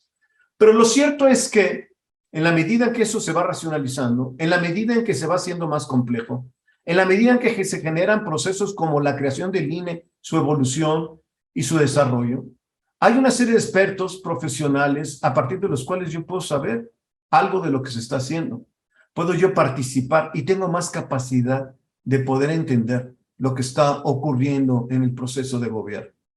Creer que yo, por quién sabe qué facultades, puedo entender más que el pueblo mismo lo que el pueblo quiere y necesita, es parte de una mitología del siglo XIX y anterior, del siglo XVII y XVIII, cuando se construye el absolutismo, donde el rey, después de encarnar en el proceso de guerra de religiones, en lugar de encarnar la palabra de Dios, se autonomiza, pero entonces encarnaba la voluntad de la nación. Y por lo tanto, su legitimidad era esa voluntad de la nación. ¿Quién sabía quién era esa voluntad? Yo recuerdo una vez que de la Madrid dijo, mi compromiso es con el pueblo, pero primero con la nación. Ah, bueno, si la mayoría del pueblo no es la nación, entonces ¿quién es la nación? Él hablaba como si hubiera un destino histórico, ¿no? Al viejo estilo priista, ¿no? Bueno, pues no, o sea, haz caso de las cosas, de las decisiones. Contemplemos cómo se toman las decisiones. Un proceso electoral en donde todos los ciudadanos decidimos tiene que ser claro, tiene que haber certidumbre, y tiene que haber certidumbre tanto de los que votaron a favor como de los que votaron en contra, y tiene que haber consenso de que los que votaron en contra fueron derrotados legítimamente bajo procedimientos legales. Eso es lo que le da certidumbre a todo el proceso y lo que le da legitimidad al proceso electoral. Como dice bien Lorenzo, si en el 2024 no va a haber certidumbre, lo que nos espera es un horror, porque realmente una parte de la población no va a creer en esa elección y no va a legitimar esa elección. Y si alguien cree que en el siglo XXI se puede legitimarse por el destino histórico de quién sabe qué subjetividad, pues entonces no entiende nada de lo que está pasando en el siglo XXI. Se necesita legitimar ese gobierno y se necesita que se legitime. Como se sabe desde hace muchos años, la teoría política lo ha dicho mucho, la legitimidad fundamental de los estados modernos es procedimental. Y no se dice nada más por ocurrencia, porque definitivamente es la única forma en que nosotros podemos llegar a consenso. Todo esto, muchos hablan del contrato, del pacto social, y hablan como en una vaguedad y confusión enorme. Cuando verdaderamente se hacen contratos, cuando voy y voto, y cuando voy y decido, y cuando voy y acepto esas reglas, y cuando voy y participo. Y si pierdo, tengo que reconocer que pues no ganó quien yo voté por él, pero que todo se hizo bien y que por lo tanto el contrato sigue vigente. De lo contrario, no va a haber contrato, y de lo contrario, lo que estamos es no solamente vulnerando al INE y a la democracia, estamos violentando al país. Yo sí creo que estamos en un momento clave y creo que es muy importante que todo mundo se dé cuenta de que es fundamental para el 2024 dar garantías y certidumbre. Y si alguien cree que puede dar garantías y certidumbre porque yo lo digo en mi magnificencia, pues entonces no entiende nada. La certidumbre solamente puede ser procedimental y tiene que ser con el apoyo de todas las fuerzas políticas que vayan en ese año a las elecciones. Felicidades, Lorenzo. Muchísimas gracias por esa intervención, doctor Fernando Castañeda. Y bueno, para acercarnos al cierre de este evento, de esta conferencia magistral, si bien no la oportunidad de hacerlo vía Zoom nos permite tener un par de preguntas y respuestas para nutrir un poco más esta discusión. Bueno, les compartimos la primera y si gustan ambos opinar al respecto porque es muy general. Nos pregunta Juan Manuel Calderón, ¿hay salida para el plan B de la reforma político-electoral o ya todo está perdido al tener a un partido mayoritario en la Cámara y una oposición diluida y sin autoridad moral para obtener el apoyo de la gente? Asumimos mucho que tiene que ver con lo que nos presentaba doctor Lorenzo, de estas situaciones de cómo la reducción estaría golpeando fuertemente a la operatividad del propio INE y por lo tanto, tanto su debilitamiento como pues estas situaciones de no solamente de inconstitucionalidad, sino hasta de violación de derechos laborales de los trabajadores del instituto. Adelante, por favor, doctor. Muchas gracias y gracias a Juan Manuel por la pregunta. Porque además creo que es absolutamente pertinente en un contexto, digámoslo así, complejo, pero hasta catastrofista, o un escenario catastrofista que se podría derivar de la intervención de Fernando, que celebro muchísimo y agradezco y aplaudo, como de la mía. No, todo está perdido. En una democracia constitucional, sin lugar a dudas, el Congreso es el responsable de la toma de decisiones, pero mientras sigamos siendo una democracia constitucional y no hayamos caído en lo que Tocqueville definía como el principal riesgo que tienen las democracias, que es degenerar en la tiranía de las mayorías. Y decía Tocqueville que la tiranía de las mayorías es tan despótica como la tiranía de un solo hombre. Al final del día, los efectos para las libertades, para la nulificación de las libertades, es exactamente el mismo. Decía, en una democracia constitucional que no derive en eso que Tocqueville nos advertía, pues la última palabra la tienen los garantes de la Constitución y por ende los garantes de la democracia y de la democracia constitucional, pues en su conjunto, que son los guardianes de la Constitución, son ni más ni menos que los jueces constitucionales. Y yo creo que lamentablemente, esta reforma, lo que quede de ella, lo que vaya a pasar, pues, de cara al 24, sea que se convalide la reforma en sus términos, sea que se anulen partes de la misma por inconstitucionales, sea que se eche abajo toda la reforma y tengamos que irnos con las reglas actuales, ya tenemos un problema producto de la irresponsabilidad de esa autoridad que actúa con la magnificencia a la que hacía referencia Fernando. Ya se rompió algo que había sido, digamos así, la clave del proceso de transición democrática y su característica fundamental, que fue una democracia, una transición pactada, no fue una transición impuesta. Pactada luego de muchas conquistas ciudadanas, y a eso me refiero. Yo creo que no, Juan Manuel, no todo está perdido. Hay que esperar. Bueno, de entrada ya se publicaron, como mencionaba, 2 de las 6 leyes que forman el paquete de esta reforma. Y están corriendo los plazos, ya está vigente, y están corriendo los plazos para que quien quiera impugnar lo pueda hacer. Y creo, sin hacer futurismo, simple y sencillamente atendiendo lo que ha sido ya anunciado públicamente por los distintos actores que pueden impugnar este tipo de normas, pues que es inminente que se presenten tanto acciones de inconstitucionalidad por parte de las minorías parlamentarias o de los partidos políticos que pueden presentarlas. No creo que la Comisión de Derechos Humanos vaya a presentar una acción de inconstitucionalidad. Entre otras cosas, porque no puede meterse en temas electorales. A veces se le ha olvidado a la titular y se ha metido consistentemente en cuestiones electorales, violando la Constitución. Por eso el INE presentó una controversia contra la Comisión Nacional de los Derechos Humanos que está en curso. Pero bueno, pero podrían, insisto, estos actores, y seguramente van a presentar acciones de inconstitucionalidad. Y el INE va a presentar también controversias constitucionales y también los órganos públicos locales electorales. Estos son los actores que públicamente han planteado el punto. Pero dado que esta ley, estas 2 leyes publicadas, vulneran conceptos clave que ya han sido impugnados por otros actores sociales, como Artículo 19, que presentó en su momento un amparo que detonó cumplir con la obligación de expedir la ley de comunicación, de comunicación pública, la ley de comunicación gubernamental, seguramente va a haber amparos que se van a presentar. Ahora bien, ahora las otras 4 leyes que forman parte de este paquete, que forman parte del núcleo duro, no se terminó el proceso legislativo en el periodo ordinario anterior. Así que está anunciado que al arranque del próximo periodo, los primeros días de febrero, el 1 de febrero, se va a procesar la aprobación que ya está en su tramo final.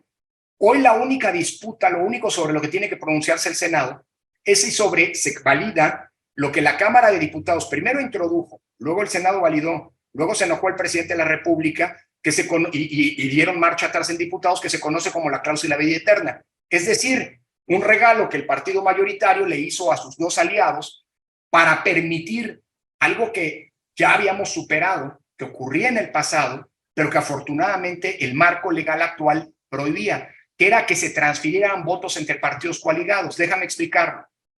Van 2 partidos o 3 partidos coaligados y se pacta, o la ley permite, que es lo que se quería, que la ley permite que el partido mayoritario le transfiera votos a sus aliados en caso de que no hubieran alcanzado la votación mínima requerida para mantener el registro, que es de 3%.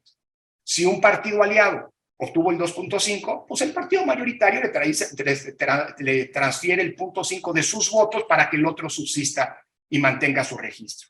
Esto, pues, digamos que los partidos, que fue parte de estos procesos que, como decía Fabiola, se procesó de manera oscura, en la madrugada, de noche, en menos de 3 horas, pues esto enojó al presidente de la República, quien en alguna de las mañaneras ordenó a su mayoría en el Congreso que lo quitaran.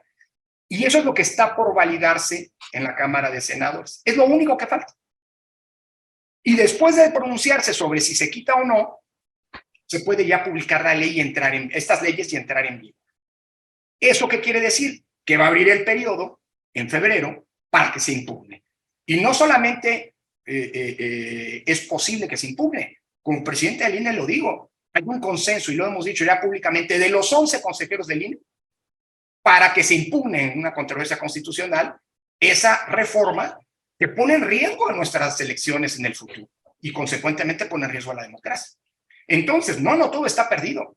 Afortunadamente, la Suprema Corte de Justicia tendrá que pronunciarse sobre la validez o no de estas reformas, pero además también creo que como se afectan derechos laborales del personal del INE, que como se afecta el derecho de todas las ciudadanas y ciudadanos de poder votar en elecciones auténticas, es muy probable que se presenten, no digo cientos, no digo miles, decenas de miles de amparos, de juicios laborales, de amparos laborales e incluso de recursos ante el Tribunal Electoral.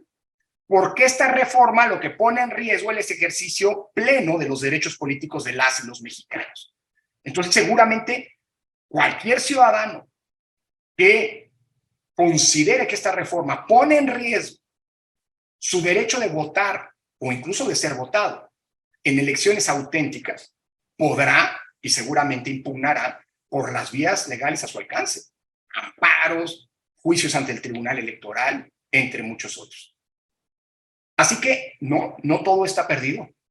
Le toca a la ciudadanía y le toca a las instituciones, al INE como garante del sistema democrático, llevar ante la arena de los tribunales, de la Suprema Corte, del Tribunal Electoral, pero también eventualmente de jueces de amparo, pues la impugnación de normas que por el hecho de no haber sido procesadas con ese consenso que glosaba y digamos así, reforzaba de manera magistral Fernando en sus comentarios, es el que debería estar lógicamente en la base, digámoslo así, de la construcción de las reglas del juego. Aquí hubo quien quiso imponer sus juegos, sus reglas, incluso fueron abundantes las expresiones increíbles en este contexto de que aquí nuestros chicharrones truenan, solo nuestros chicharrones truenan. Bueno, eso va a provocar que haya una gran cantidad de impugnaciones y eso no es bueno en principio, pero es indispensable para que no podamos decir el día de mañana, ahí sí, que todo está perdido, porque no hicimos lo que teníamos que hacer a tiempo, ¿no? Entonces yo creo y confío mucho en la independencia de la Suprema Corte de Justicia, del Tribunal Electoral, de los jueces de distrito que, a pesar del acoso del que son objetos, de la descalificación inaceptable en una democracia constitucional, de que son objetos del poder, ellos ahora van a ser los garantes de que la democracia siga subsistiendo en nuestro país. Y ya después, ojalá y esto prospere, y que en el 24 los ciudadanos mexicanos podamos votar con absoluta libertad por quien queramos, como ha venido ocurriendo. Y si se reitera que la actual mayoría sigue en el gobierno, será por las vías democráticas, no por haber dinamitado la posibilidad de que los ciudadanos decidan quién es el que nos gobierna. Muchas gracias, doctor Lorenzo. Doctor Fernando, adelante, por favor. No, yo creo que Lorenzo ya lo dejó muy claro, ¿no? Yo también espero que efectivamente la Suprema Corte actúe con sensibilidad, se dé cuenta, porque yo creo que ahí están las cosas, de que esto verdaderamente puede poner en crisis las elecciones de 2024. Esto de no llegar a consensos con las contrapartes, en muchas partes del mundo está pasando, ya ha pasado, lo que pasó en Estados Unidos, que de repente se violenta la ley, en Colombia, donde la mitad de la población no está a favor de los gobiernos que son electos democráticamente. O sea, en verdad es un error político, y con todo lo demás que ya mencioné, yo sí espero, también creo y espero, ¿no? Pongo mi fe en que la Suprema Corte pues se coloque a la altura, definitivamente. Bueno, y precisamente esta situación de también que nos comentaba el doctor Lorenzo Córdoba en su exposición, de cómo pues ahora el tema del voto en el extranjero tendría que pasar por la Secretaría de Relaciones, bueno, pues, o sea, es un disfraz de cómo el Ejecutivo se va a hacer cargo de parte de las elecciones, aunque no se vaya a la CEGOP y sea como en los 90s, bueno, pues o en los 80s, esta situación, vaya, están ahí maquillando las situaciones, y ahí está en la ley, en los documentos, en los dictámenes. Y bueno, conforme a eso nos pregunta Elena Arellano, ¿el INE sobrevivirá al 2024 o nos encontraremos ante un INEC que responda a CEGOP o al gobierno federal? ¿Qué podemos hacer como ciudadanos para que esto no pase?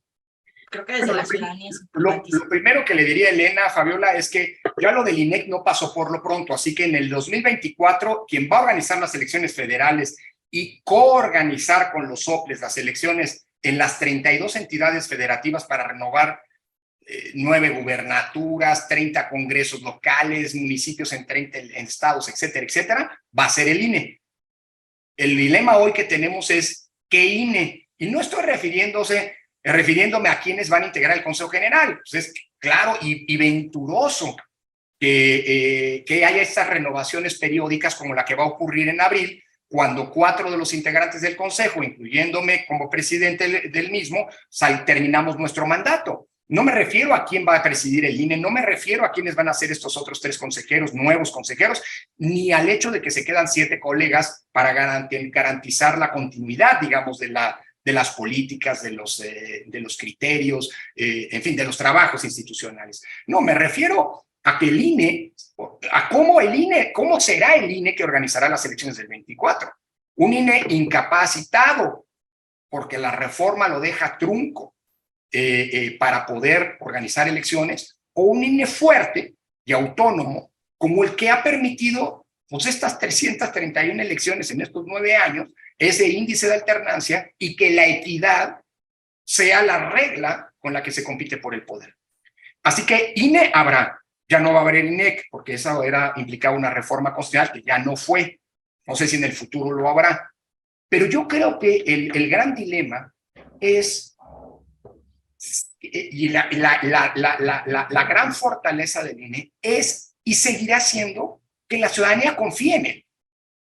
Y hoy tenemos una institución que goza del 75% de la confianza de las y los ciudadanos, en un periodo de esto que Fernando aquí atisbó, pero que ha venido trabajando muchísimo y lo he escuchado de manera reiterada como uno de los grandes problemas que están enfrentando los sistemas democráticos, las democracias constitucionales actuales, que es la pérdida de confianza de las instituciones. O sea, ese vacío de confianza del que depende del funcionamiento de toda institución, la mención a Weber y a la burocracia que también aquí ha hecho Fernando, pues habla de un personal especializado para cumplir funciones, pero también que genere la confianza en los ciudadanos de que el Estado funciona. Las reflexiones a la burocracia que hace Weber no son para criticar a la burocracia, sino para justificar ese cuerpo profesional. Aunque luego hablar de burocracia ha llegado a ser una palabra que no goza, digámoslo así, de gran aprecio ciudadano, pero la burocracia es fundamental, una burocracia técnica, profesional, que genere confianza en el Estado y en las funciones de este. Bueno, del mismo modo, el INE depende de la confianza ciudadana.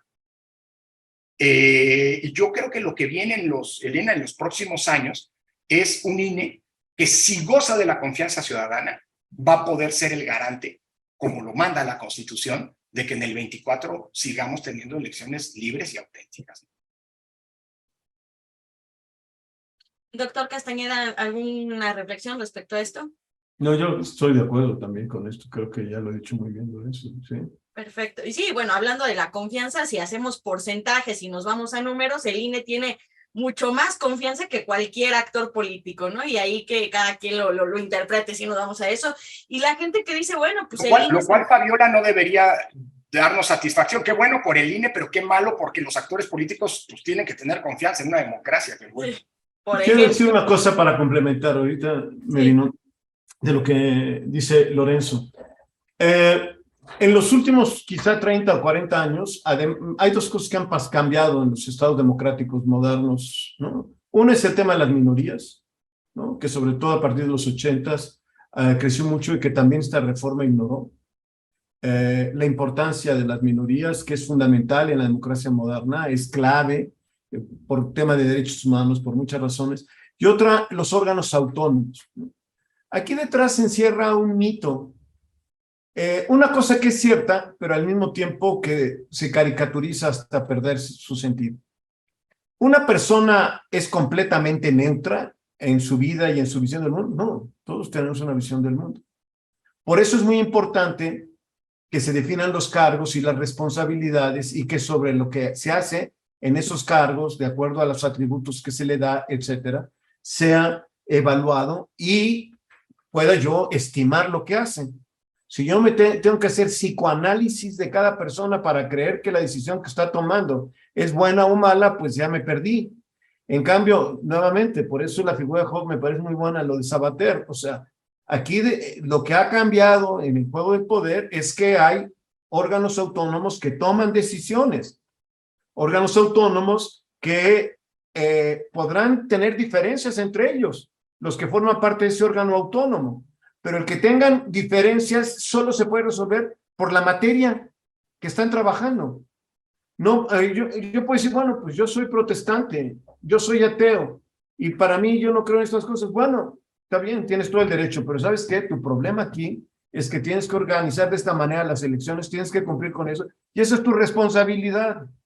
Entonces, la idea de los órganos autónomos, que también es un ataque radical de los gobiernos populistas en el mundo, es también una falacia y precisamente porque obliga a racionalizar lo que ellos no quieren racionalizar. Lo cierto es que es muy importante eso.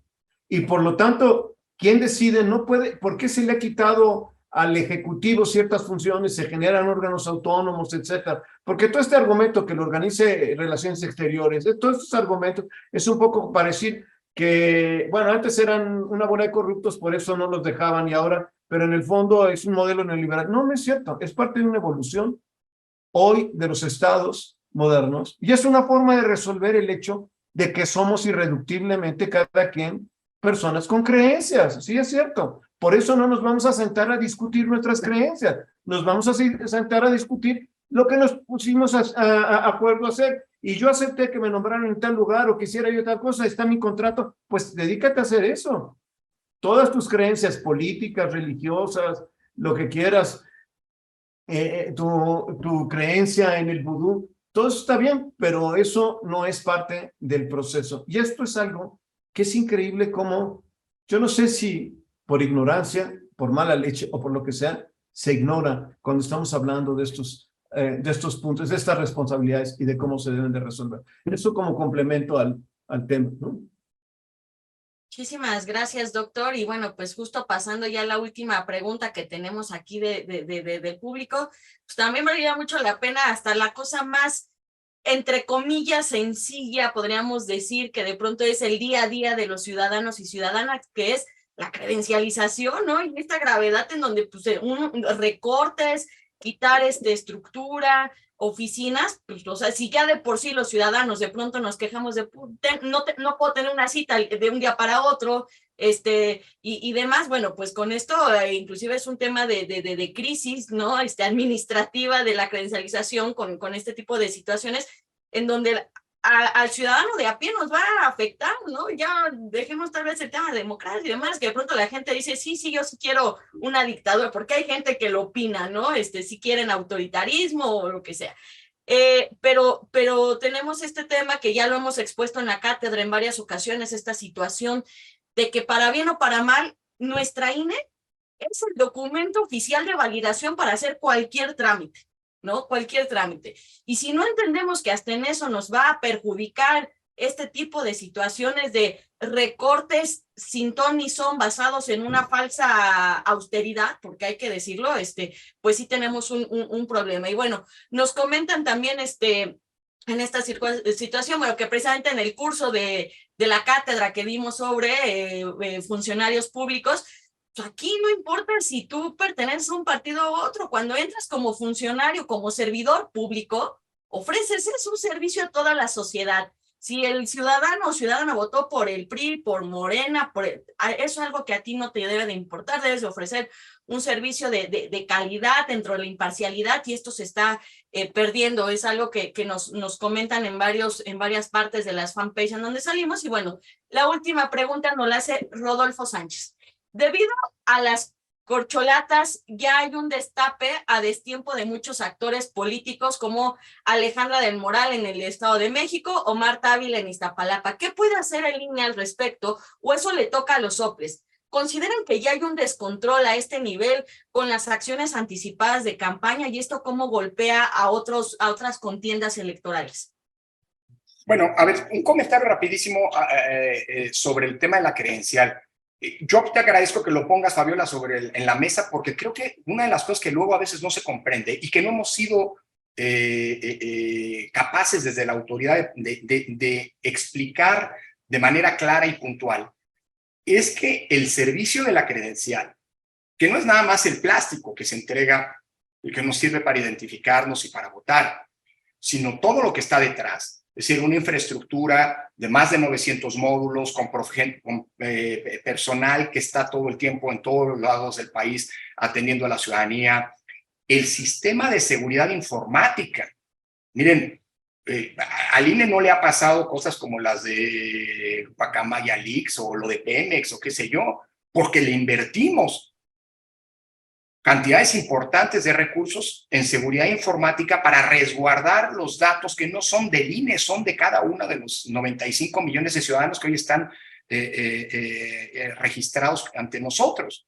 Bueno, todo eso tiene un costo del orden que representa la tercera parte de lo que el INE gasta, de lo que el INE recibe. O sea, 1 de cada 3 pesos va a ese servicio que nos permite cada año entregar alrededor de 16 millones de credenciales y tener cerca de 60,000 trámites diarios en nuestros módulos.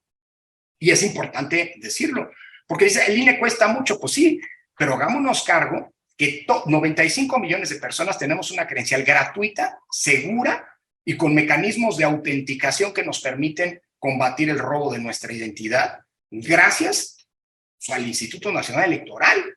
Es decir, a una inversión que día a día se hace, porque así la vemos desde acá. Y eso por lo que hace la credencial. Por lo otro, mira, sí, creo que Rodolfo está diciendo un punto que no es menor. Parecería que hoy todos los actores políticos, no unos, no otros, unos más, unos menos si quieres, pero todos, pues están incómodos con las reglas del juego que ellos mismos pactaron. Es decir, si se estableció un periodo de precampaña para evitar el proselitismo anticipado, pues es precisamente para garantizar esas condiciones de equidad en la competencia electoral. Y hoy hay muchos a los que les molesta. Bueno, si se prohibió que los funcionarios públicos intervinieran en las elecciones, no fue para censurarle su libertad de expresión. Por cierto, la libertad de expresión es un derecho de los gobernados frente a los gobiernos, no de los gobiernos, como equivocadamente se dice, ¿eh? Y eso no lo digo yo, ya lo dijo la Suprema Corte de Justicia. Así que no puedes colocar en términos de libertad de expresión a quienes somos funcionarios públicos en el mismo plano que los ciudadanos, por cierto. Por eso, un ciudadano sí puede estar haciendo, bajo las reglas que se establecen, proselitismo, o a opinar sobre las elecciones. Los funcionarios públicos no podemos, cosa que hoy se quiere cambiar, porque parece que la equidad de la contienda, que ayer era una demanda para poder llegar al poder, hoy desde el poder, pues ya molesta, ¿no? Pues claro, cuando estás en el poder no quieres límites, y cuando estás en la oposición, pues quieres que el poder esté limitado, ¿no? Pero bueno, más allá de esto que es una obviedad, lo que sí digo es que pues estamos frente a violaciones que el Tribunal Electoral ha venido una y otra vez señalando. El INE ha emitido medidas cautelares no porque esté en contra de tal o cual corcholata, se diga. No, y también ha habido pronunciamientos del INE respecto de publicidad en medios de comunicación de militantes y de funcionarios que pertenecen a la oposición. Digo, luego uno cuenta la historia que quiere contar para tratar de vender la idea de que la autoridad electoral está sesgada y que está en contra de alguien o a favor de no sé quién. Hay ejemplos de que la misma vara se ha aplicado a todos. Se critica mucho que el INE bajó a 2 candidatos que violaron las reglas de fiscalización y que se les aplicó la sanción, es decir, la cancelación del registro que estaba prevista en la ley. Pero se olvida que 6 meses antes el INE le negó el registro a un partido político, como partido político de una agrupación, que también había violado reglas de fiscalización. Es la misma vara. Pero bueno, lo que sí quiero decir es que estamos frente a omisiones, pues que las autoridades electorales tenemos que seguir sancionando una y otra vez y demostrando que lo que se establece en la ley se le aplica a tirios y troyanos, precisamente para no alimentar esa narrativa que se quiere construir de una autoridad sesgada, parcial e incompetente. Pero sí tenemos un problema en ese punto, y con esto termino. Si hubiéramos hecho una reforma electoral que realmente quisiera mejorar lo que hoy tenemos, habríamos más bien atendido a la ley de responsabilidades de los servidores públicos, pero no para quitarles prohibiciones, sino para incrementar las sanciones.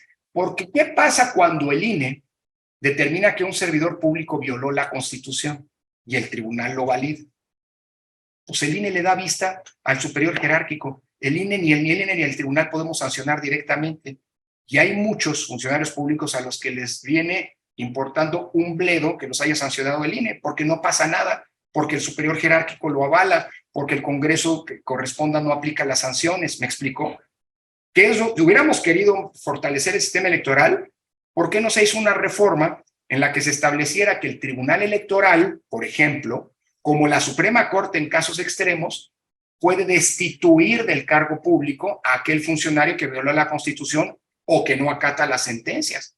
Es decir, es el mundo al revés. Es decir, los jugadores violan las normas y luego acusan a los árbitros electorales de ser ineficaces, por un lado, o de ser censores, por el otro. Así que, a ver, esto simple y sencillamente para decir que aunque los problemas fundamentales del país están en otro lado, va a ser siempre muy pertinente revisar cómo mejoramos las reglas electorales, cosa que en esta reforma me parece que no es el caso, porque aquí no se está buscando cómo se mejora, sino cómo se desmantela una de las pocas cosas que han sido producto de conquistas de la sociedad y que sí funcionan en el país y que nos merece, por cierto, un reconocimiento internacional que, aunque se quiera negar, está allí, ¿no? Muchísimas gracias, doctor Lorenzo Córdoba. Y bueno, donde sí se ponen siempre de acuerdo los partidos todos es en las prerrogativas y que ya el INE ya no los pueda multar tanto, y eso se aprobó de volada y nadie hizo aspavientos, ¿no? Entonces ahí también es en fin, la hipotenusa, diría la chaviza, ¿no? Doctor Fernando Castañeda, adelante. No, por ya favor, eso, me parece que el que sabe y conoce eso es Lorenzo. Muy bien.